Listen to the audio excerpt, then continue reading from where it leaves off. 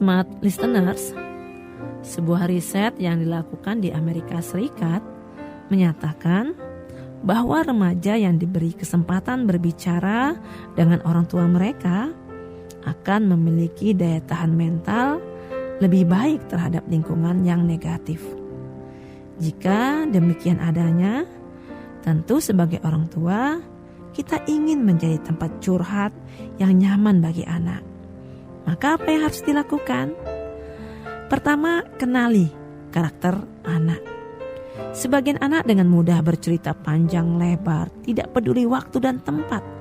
Sebagian yang lain tampak ragu, berpikir lama sebelum memutuskan untuk bercerita. Bahkan menunggu waktu dan tempat yang khusus. Ada anak yang belum mampu merangkai kalimat yang mewakili isi hatinya. Sehingga cerita yang mengalir kadang menimbulkan makna yang berbeda. Dan ada pula yang memilih diam 1000 bahasa, terpaksa memendam isi hatinya karena trauma dengan sikap orang tua. Misalnya pernah merasa dipermalukan, dianggap cengeng, tidak tanggapi serius, atau malah diabaikan. Pendekatan pada setiap anak tentu berbeda, tapi yang jelas berbicara adalah kebutuhan bagi semua orang, termasuk anak yang pendiam sekalipun. Nah, pastikan tempat anak mencurahkan perasaannya itu adalah kedua orang tuanya. Tak ada kata terlambat bagi orang tua untuk mengaktifkan karunia mendengarkan. Kemudian yang kedua adalah jangan pernah memaksa anak berbicara. Smart listeners, saat Anda mendapati anak murung ataupun sedih karena suatu masalah, tetapi belum mau bercerita, maka jangan memaksanya untuk berbicara. Karena kondisi ini hanya akan membuat anak merasa tidak nyaman dan terancam. Sehingga otak reptil akan semakin tertutup. Jadi apa yang dapat Anda katakan pada anak? Nah, kalau kakak sudah mau bercerita, ayah dan bunda dengan senang hati akan siap mendengarkan ya. Nah, ketiga adalah ekspresif. Kadang anak merasa tidak diperhatikan hanya karena orang tua tak mampu mengekspresikan bahasa tubuh yang baik. Maka Anda dapat tersenyum, tertawa, ataupun menunjukkan wajah sedih sesuai dengan apa yang diceritakan oleh anak. Tetapi tentu saja tidak usah berlebihan. Berusahalah menampilkan sosok orang tua yang bisa diandalkan. Yang keempat adalah berikan kepercayaan anak dalam mencari solusi.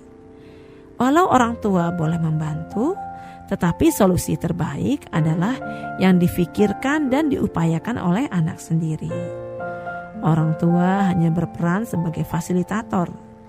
Anak dilatih menjadi seorang problem solver untuk dirinya sendiri dan memutuskan bagaimana orang tua dapat membantu dirinya. Yang kelima adalah batasi anak dalam menonton televisi. Menonton televisi secara berlebihan dapat menyebabkan anak menjadi pasif, hanya menerima dan tidak merespon secara aktif. Menonton televisi juga tidak membantu otaknya berpikir dan membuatnya semakin sulit mengungkapkan pendapat dan perasaan. Sebaliknya, dengan bergerak akan menstimulasi otak dan kecerdasan anak. Yang keenam, berlatihlah. Semakin besar anak, maka porsi bicara orang tua menjadi lebih sedikit. Sebaliknya, anak yang semakin banyak berbicara, maka berlatih terus menjadi pendengar yang baik bagi anak, tentulah yang paling utama. Yang ketujuh, ayah bunda boleh mengungkapkan gagasan, pikiran dan perasaan kepada anak setelah ia selesai berbicara dan hanya jika diperlukan. Namun ingat, berfokuslah pada solusi, bukan menyalahkan, bukan mengungkit-ungkit masa lalu yang sudah lama berlalu. Apalagi membandingkan anak dengan saudaranya. Yang kedelapan, tahan nasihat Anda. Jika Anda mendapati ternyata timbulnya masalah akibat kelalaian atau kecerobohan anak, maka tunda dulu pemberian nasihat. Biarkan anak merasa bebas mengungkapkan apa yang dia rasakan. Katakan bahwa Anda memahami perasaannya dan bersungguh-sungguh mendengarkan anak.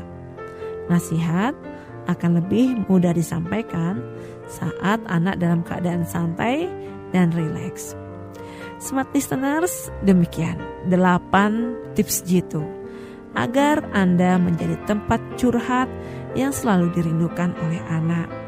Ingatlah, hanya anak yang merasa dekat dan memiliki ikatan hati yang kuat dengan orang tua yang mampu melakukan curhat. Dan hanya orang tua yang soleh yang dapat menjangkau anaknya untuk menjadi dekat dengan mereka.